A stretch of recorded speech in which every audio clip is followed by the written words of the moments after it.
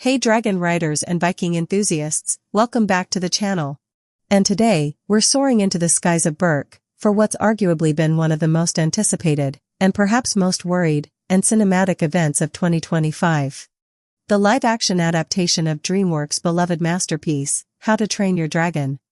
And ever since this film was announced, the fandom has been buzzing with one central question.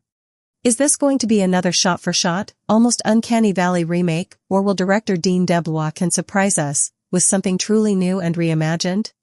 Well folks, I've seen it, I've dissected it. And today, we're breaking down How to Train Your Dragon's live action. A full in-depth review, and a head-to-head comparison to the animated classic that started it all. So before we jump into the live action, let's just take a moment to appreciate the sheer monumental task that director and his team took on. Actually, the original How to Train Your Dragon isn't just a beloved animated film, because for many, it's a foundational piece of their cinematic upbringing. It broke away from typical animated tropes, giving us a protagonist who was an underdog, a story that tackled themes of prejudice, acceptance, and the true meaning of heroism, and of course, a dragon named Toothless, who instantly became one of cinema's most iconic creatures. The animation was groundbreaking for its time, the score by John Powell is legendary, and the emotional beats, they really hit hard. From Hiccup's awkward charm, to Stoick's gruff love, to the breathtaking forbidden friendship sequence, it left an indelible mark. That's why, when a live-action remake was announced, the collective internet held its breath. The casting announcements, like Mason Thames as Hiccup, and Nico Parker as Astrid, sparked debates. And Gerard Butler returning as Stoick was a fan-favorite move. But how would the dragons look? These were all valid questions that weighed heavily on the minds of fans. So let's get straight into it. So the first thing you will notice in the live action is its commitment to a grittier and more grounded reality. Berk with its rugged landscapes and practical sets feels tangible. The scale of the Viking village, the harshness of their environment, it's all dialed up. And the cinematographer Bill Pope has done a remarkable job of capturing that raw and untamed world. And the characters, like Mason Thames as Hiccup, embodies that same lanky, somewhat awkward but ultimately intelligent spirit. Nico Parker's Astrid brings a fierce independence, perhaps even more prominent than her animated counterpart. Gerard Butler is Stoick, bringing that perfect blend of booming authority and underlying paternal love. And Nick Frost as Gobber is a highlight, nailing that gruff comedic mentor role. But let's be honest, the biggest question mark for many was always Toothless. And let me tell you, Framestore and the visual effects team have truly delivered it. Because live-action Toothless is a marvel. They have selected a more salamander-like, or panther-inspired design, leaning into Digitrade legs, which give him a very animalistic, powerful, yet undeniably adorable presence. His eyes are incredibly expressive, conveying so much emotion without a single word. And the sound design for him. It was expanded and absolutely perfect. And that's why you will truly believe that he is a living and breathing creature. And the flight sequences, powered by actors riding those impressive 8-axis gimbals, are breathtaking. Because they feel incredibly dynamic and immersive. And the sense of freedom, the wind rushing past, the sheer scale of the world below, it's all amplified. This film was shot with IMAX in mind, and it absolutely shows it. Because visually, it's a triumph. Alright, now for the million-dollar question, how much of this is a direct shot-for-shot remake, and where does it carve its own path? And the answer is surprisingly, a refined one. Then let's start with the shot-for-shot argument. There are indeed several moments that feel almost identical to the animated film. Like Hiccup's initial encounter with the wounded Toothless in the woods, for instance, it is recreated with incredible fidelity. And the cautious approach, the fear, the moment Hiccup extends his hand, it's all there, and it lands with the same emotional punch, perhaps even more, with the added realism. And the forbidden friendship sequence. It is for me, still the heart of the film. While the timing of John Powell's iconic score might have shifted slightly, with Hiccup snapping his prosthetic foot into the stirrup for the first time, but the essence is preserved. The tentative gestures, the growing trust, the unspoken bond forming between boy and beast, it's just as magical, if not more potent. It gave me goosebumps all over again. However, To say it's purely shot for shot would be an oversimplification. There are subtle, yet impactful departures. Like the origin of Berk's warriors has been expanded. In the live action, Stoick delivers a powerful speech, revealing that Berk is a melting pot of Viking cultures, from around the world, brought together specifically to hunt dragons.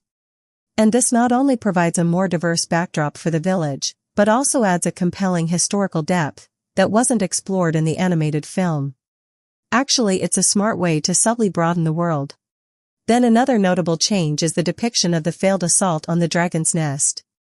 In the original, we only get glimpses and screams within the fog. But here, we actually witness Stoick and his crew fighting dragons on their boats. And it ups the stakes, adding an innate danger to their later encounter with the Red Death, and showcases Stoick's more active and strategic approach, even if it ultimately fails. But beyond the visual fidelity, the live action surprise us in its subtle deepening of certain character arcs and relationships. Also, Astrid was played wonderfully by Nico Parker, feels even more driven and ambitious from the outset. She has been established as an aspiring chief, and her initial rivalry with Hiccup is given more weight, highlighting her frustration with his unconventional nature. And this makes her eventual understanding and acceptance of Hiccup and Toothless much more impactful. Then Snotlout also gets a surprising and much appreciated boost. In the animated film, he was largely a one-note bully. But here, we're introduced to his father, and we see how Snotlout is constantly trying to earn his respect. And this adds a layer of empathy to his character, making his bravery in the final battle resonate more. Also, it's a great example of how the extended runtime is used effectively, like not just for padding, but for genuine character enrichment. And the iconic moment where Stoick finally tells Hiccup that he was proud of him after the final battle, it's still incredibly moving. But the live-action version gives Hiccup a slightly different and more assertive response. It's a small change, but it shifts the focus from just Stoick's realization to Hiccup's own growth, and his long-held desire for his father's affirmation. It also gives Hiccup more agency in that emotional climax. The film also cleverly incorporates glimpses of other dragon species, which are seen later in the animated franchise, like the Skrill and the Rumblehorn. These are blinks and you miss it moments for the most part, but for fans, they're delightful Easter eggs that hinted at the wider world of dragons, beyond what we see in this first story. And it's a subtle way of acknowledging the rich mythology that the animated film built. So after all that, was the live-action How to Train Your Dragon a necessary remake? And that's always an important question with these adaptations. But honestly for me, the answer is yes. Dean DeBlois, returning to direct his own creation, clearly approached this with immense respect and care. It's not a cynical cash grab, but a love letter to the original, and meticulously crafted to capture its heart and soul, while softly enhancing it for the live action. And the early reactions from CinemaCon and critics were overwhelmingly positive, with many praising it as one of the best live-action adaptations ever made, even surpassing what Disney has achieved with their own remakes. And I wholeheartedly agree. It manages to feel both incredibly familiar and refreshingly new. The emotional beats still land, the humor is still there, and the sense of adventure is amplified by the breathtaking visuals and sound design. And while some might argue that a shot-for-shot approach is unnecessary, but the live-action proves that when done with genuine passion and a keen understanding of the source material, recreating beloved moments in a new medium can be a powerful experience. It's like experiencing a classic symphony with a slightly different orchestra. The notes are the same, but the texture and resonance are unique. And the film has grossed over $500 million worldwide, becoming one of the highest-grossing films of 2025, which means only one thing: sequels are definitely happening. And in fact, a sequel based on the second animated film is already scheduled for June 11, 2027. And this is where things get even more interesting. If the first film stuck relatively close to the original, the possibilities for the sequel are immense. The animated How to Train Your Dragon 2 introduced new characters, new dragons, and a much larger and more complex world. And given how gently the live-action film has already begun expanding on details and character motivations, the sequel could truly spread its wings and give us something truly unexpected while still honoring the beloved story. So, whether you're a lifelong fan of the animated trilogy or new to the world of Berk, the live action of How to Train Your Dragon is a triumph. It's a testament to the enduring power of its story and characters, and a brilliant example of how to adapt animation into live action. So have you seen the live action? What were your thoughts? Did it hit the mark for you? Let me know in the comments below.